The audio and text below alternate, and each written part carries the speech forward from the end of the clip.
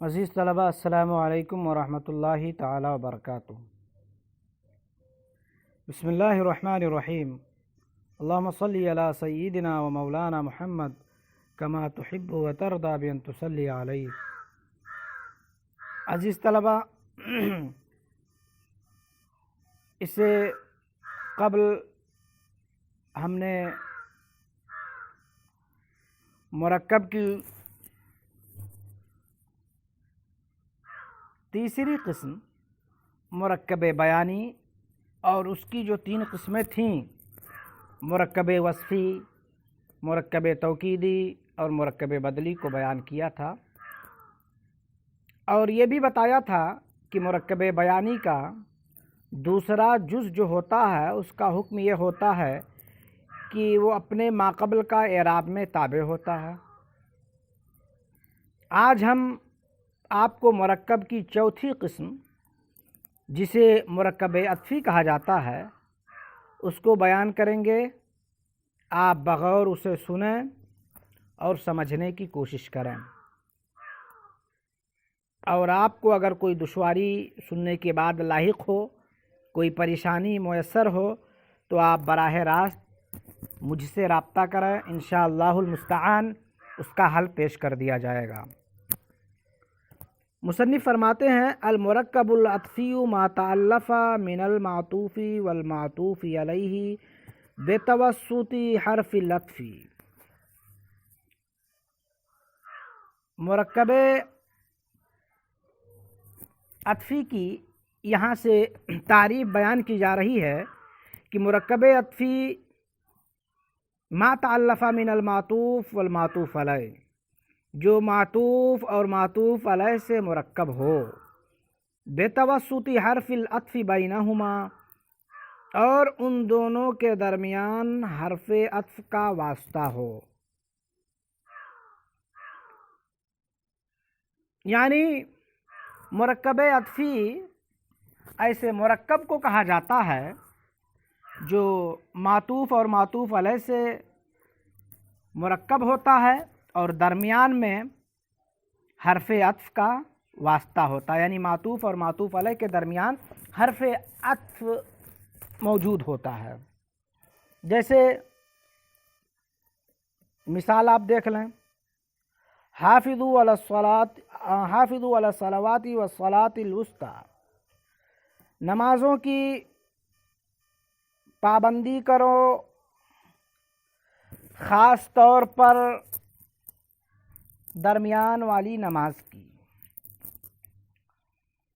تو عزیز طلبہ، اس مثال میں الصلوات معطوف علیہ ہے، واو حرف عطف ہے، الصلاۃ معطوف ہے۔ تو الصلوات جو معطوف علیہ بن رہا ہے وہ اعلیٰ حرف جر کی وجہ سے مجرور ہے، اسی لیے واو حرف عطف کے بعد الصلاۃ جو ہے وہ بھی مجرور ہے۔ کیوں؟ اس لیے کہ معطوف اور معطوف علیہ کا اعراب ایک ہوتا ہے، جس حالت میں معطوف علیہ ہوگا اسی حالت میں معطوف بھی ہوگا۔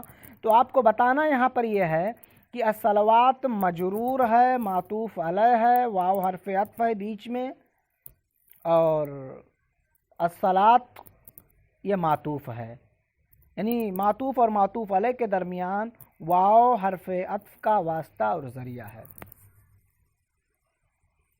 وحکم ما بعد حرف العطف ان یتبع ما قبلہ فی اعرابہ، حرف عطف کا ما بعد جو ہوتا ہے اس کا حکم یہ ہے کہ وہ اپنے ماقبل کا اپنے اعراب میں تابع ہوگا۔ یعنی حرف عطف کے بعد جو آئے گا، یعنی واو جو یہاں پر دیا ہے والصلاۃ مثال کے طور پر، تو واو کا ما بعد الصلاۃ ہوا، تو اب الصلاۃ یہ تابع ہوگا کس کے؟ الصلوات کے۔ یعنی معطوف علیہ جس طرح سے اسی طرح سے معطوف بھی ہوگا، جی جو اعراب معطوف علیہ کا ہوگا وہی اعراب معطوف کا بھی ہوگا۔ وحکم ما بعد حرف العطف، حرف عطف کے ما بعد کا حکم یہ ہے ان یتبع ما قبلہ فی اعرابی، کہ وہ اپنے ما قبل کا اپنے اعراب میں تابع ہوگا۔ تو واو کا ما بعد الصلاۃ ہے اور الصلوات علی حرف جار کی وجہ سے مجرور ہے، اس لیے والصلاتی میں صلاۃ بھی مجرور ہوگا۔ اب یہاں سے مصنف مرکب کی 5ویں قسم بیان کر رہے ہیں۔ فرماتے ہیں المرکب المزجی کل کلمتین رکبتا وجعلتا کلمتا واحدہ۔ مرکب مزجی ہر وہ دو کلمے ہیں جنہیں مرکب کر لیا گیا ہو، جوائن کر لیا گیا ہو، جوڑ دیا گیا ہو، وجعلتا کلمتا واحدہ، اور انہیں ایک کلمہ بنا لیا گیا ہو۔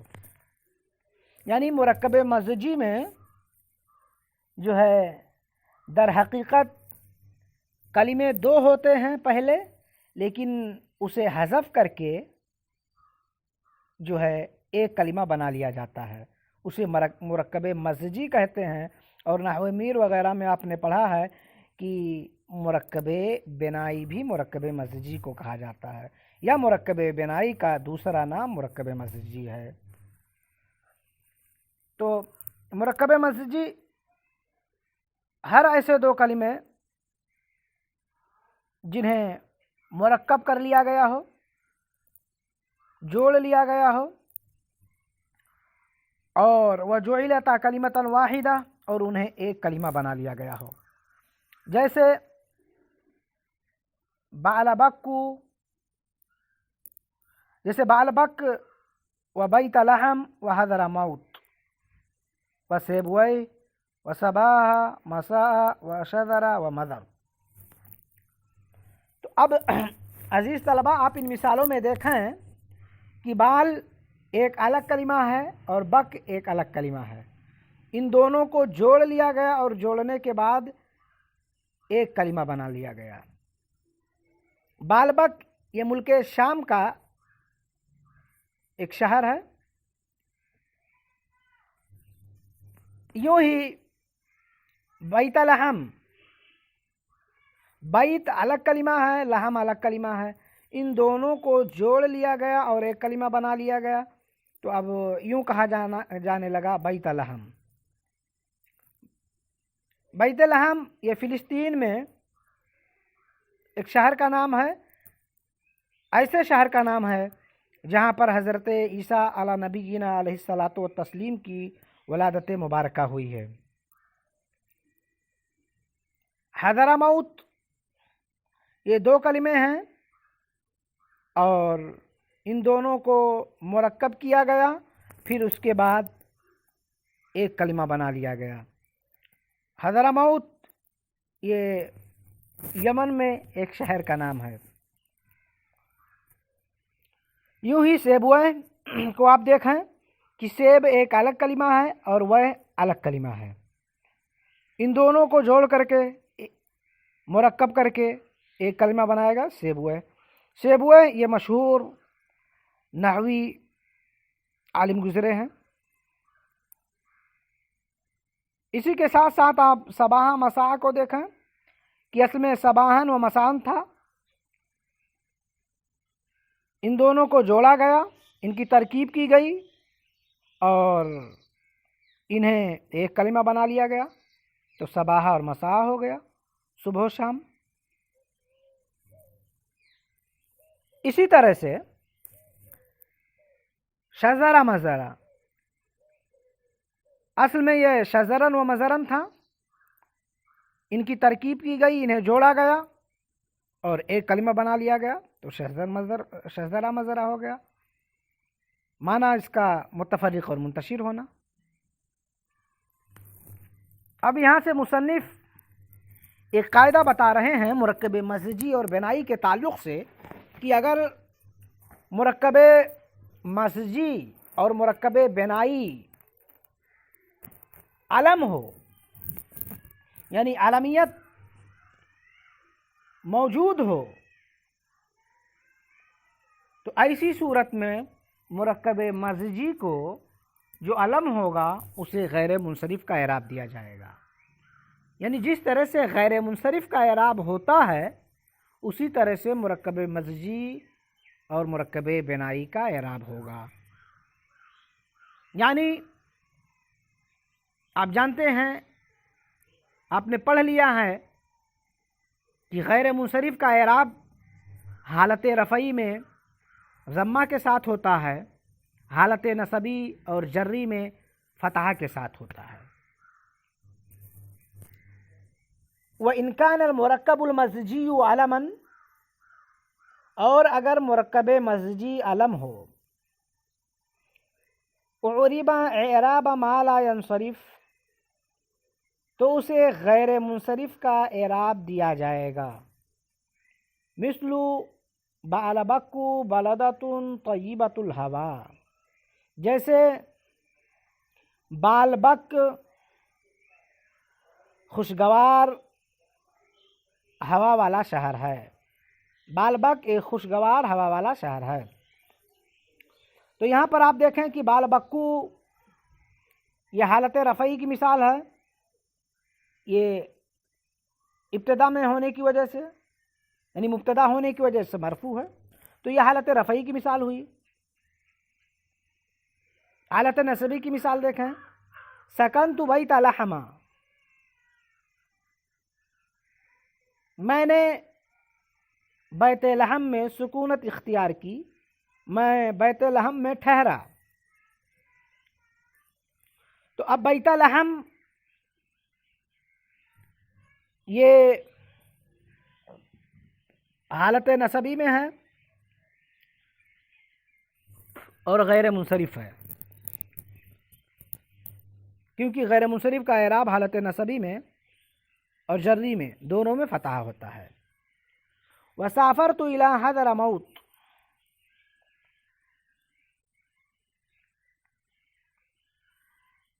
میں نے حضرموت کا سفر کیا. اس مثال میں آپ دیکھیں کہ حضرموت یہ الی حرف جر کی وجہ سے مجرور ہے، لیکن چونکہ غیر منصرف کا اعراب حالت جری میں فتحہ ہوتا ہے اس لیے حضرموت سے پڑھا جائے گا. اور فرماتے ہیں کہ اگر یہاں علم اوپر علم کی صورت بیان کی اور دوسری صورت یہ بیان کر رہے ہیں، دوسرا قاعدہ یہ بیان کر رہے ہیں کہ جب مرکب مجزی کا دوسرا جز وے ہو، کلمہ وے ہو، تو وہ ہمیشہ دائمی طور پر کسرے پر مبنی ہوتا ہے.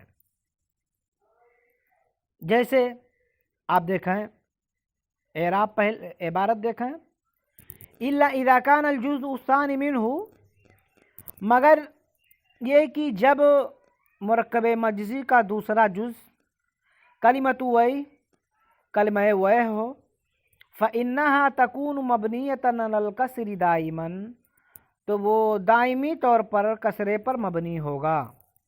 مثل جیسے سیبوئی عالم کبیرون، سیبوئی ایک بڑا عالم ہے. تو اب سیب ویہ میں ویہ دوسرا کلمہ ہے اور یہ کسرے پر مبنی ہے، اور حالت رفعی کی مثال ہے یہ. وَرَأَيْتُ سیبویہ عالما کبیرا، میں نے سیبویہ جو کہ بڑا عالم ہے اسے دیکھا. تو رأیتو سیبویہ میں سیبویہ جو ہے یہ دوسرا کلمہ ہے اور یہ حالت نصبی کی مثال ہے، لیکن دوسرا جز وے ہونے کی بنیاد پر یہ کسرے پر مبنی ہے. جری کی مثال وہ انت فی کتاب سیبویہ، میں نے سیبویہ کی کتاب میں غور و فکر کیا، گہرائی اور گہرائی سے کام لیا. تو اس مثال میں آپ دیکھیں کہ ویہ دوسرا کلمہ ہے اس لیے کسرے پر مبنی ہے. یہاں سے مصنف